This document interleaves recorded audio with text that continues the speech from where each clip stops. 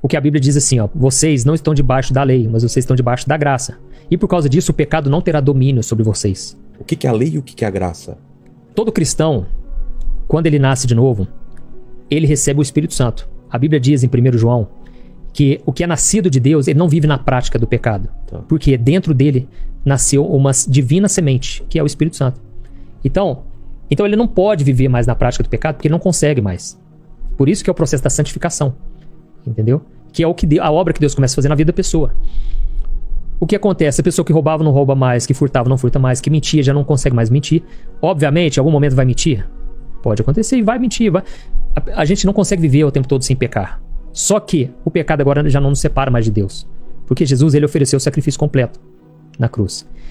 Só que o que acontece? Se a pessoa ela insiste naquele pecado, ela pode se tornar escrava. Pode não, vai se tornar escrava. E Jesus falou, aquele que pratica o pecado se torna escravo dele. João capítulo 8. Mas se o Filho vos libertar, verdadeiramente sereis livres. O que acontece? Não é porque eu entreguei minha vida para Jesus que eu vou ser totalmente liberto. Não, eu vou ser liberto se a verdade me libertar. Se eu deixar Jesus governar minha vida. Se o Espírito Santo governar minha vida. E aí o que acontece? A gente confunde, porque a gente pensa, nossa, eu pequei, então quer dizer que eu não estou liberto? Não, você já está liberto. Tudo que você tem que fazer agora, crer no perdão de Deus, crer que Jesus já pagou pelo seu pecado e bola pra frente. Entendi. E não ficar se martirizando, porque o papel do diabo é o quê? Acusador. Ele é o acusador dos nossos irmãos. Forçar a pecar mais ainda, porque já pecou mesmo, né? Se você não crê na graça, você vai se apoiar na sua força. Entendeu? Entendi. Eu tenho que resolver, eu vou conseguir. E aí você se frustra mais ainda e você se afunda mais no pecado. Aí voltando a falar da lei. A Bíblia diz o seguinte, a força do pecado é a lei. Como assim? A Bíblia diz isso, a força do pecado é a lei. O que isso significa? Quanto mais lei, mais o pecado sobressai. Eu vou te dar um exemplo. Você não pode ficar olhando para tal lugar. Aí que você vai olhar, entendeu? Você vai pensar, nossa, eu não posso. Aí que você vai cair. Não posso pecar com o meu olhar. Aí que você vai olhar mesmo, você vai se afundar, entendeu? Ou seja, a lei, como que surgiu a lei? Quando o homem, ele tinha pecado, né? Quando Adão e Eva pecaram, Deus falou, olha, agora vai ser do meu jeito que vocês vão se reconciliar comigo. O primeiro casal que pecou, Adão e Eva, eles cobriram com folha de figueira. Deus falou, não, folha de figueira, não aceito isso. Vai ser através do sangue de um animal. Deus sacrificou um animal e cobriu eles, para mostrar o seguinte, o sangue de animais vai cobrir vocês temporariamente.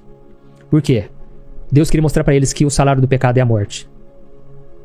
E é uma desobediência. E Deus já havia falado, no dia que vocês pecarem e comerem daquele fruto, vocês vão morrer. Para que nós não venhamos morrer, alguma coisa tem que morrer. Então, Deus criou esse método espiritual. O inimigo, engraçado que o inimigo, ele copia as coisas de Deus, né? Porque se você quiser aumentar o seu poder pro lado do diabo, de Satanás, você vai ter que sacrificar animais, galinha, bode. E não é assim? Então, o inimigo só copia o que Deus já faz, né? E Deus falou, agora vocês vão ter que sacrificar animais.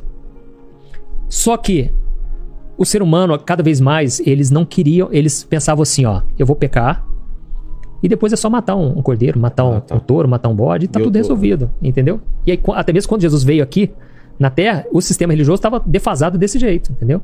Comercializando, via que o pessoal que precisava do animal para sacrificar, colocava uma inflação absurda em cima daquilo, entendeu? Mas eu não negociando. Eu não entendi o lance da lei. Aí o que aconteceu? O povo vivia como ovelha desgarrada, né? E aí Deus levantou Moisés, libertou o povo, né, da escravidão ali no Egito, atravessaram o mar, e aquele povo, praticamente 2 milhões de pessoas, estavam ali no deserto. Aquele povo sem lei nenhuma, né? E Deus então deu os mandamentos para Moisés. Ele deu os 10 mandamentos, e não só ele, mas eles falam que são mais de 600 leis no Antigo Testamento. Ah, é? Leis cerimoniais, leis de higiene. Por exemplo, tem uma lei que ele fala assim, olha, se vocês verem um cachorro morto na rua, vocês não comem, dá pro vizinho de vocês, dá para outros povos vizinhos. Então tem muita lei que é difícil entender e nem tem que procurar entender, é só para você ter um conhecimento. Mas por quê? Porque eram leis de higiene.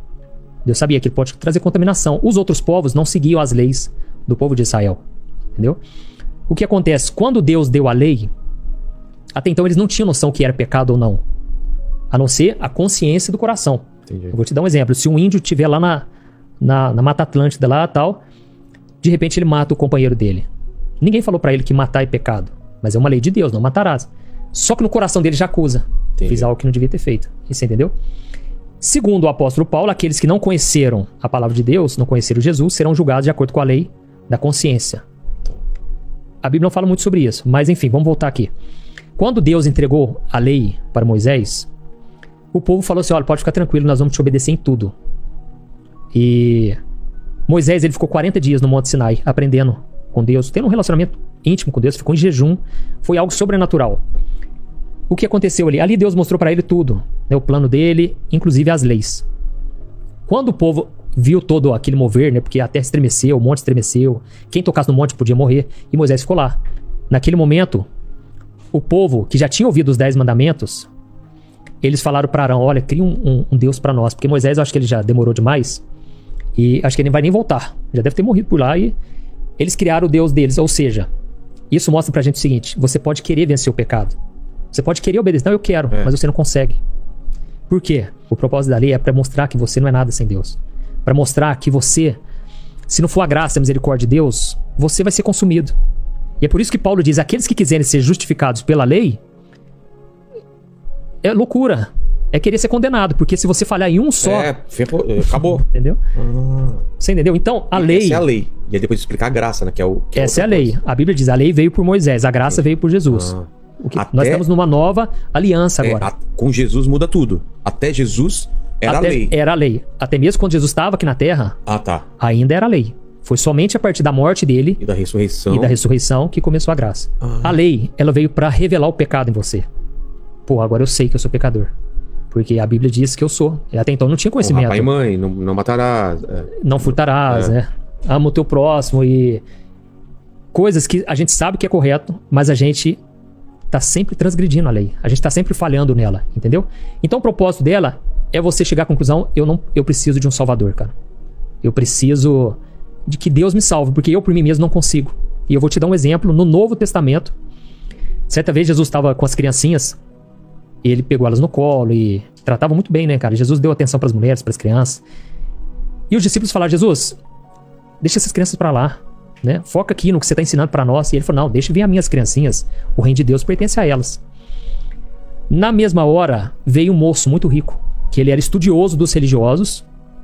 Tudo indica que ele era estudioso, estudou com os religiosos, os fariseus, né, os rabinos e tal. E ele chegou e se prostrou diante de Jesus e falou, bom mestre, o que eu tenho que fazer para ser salvo?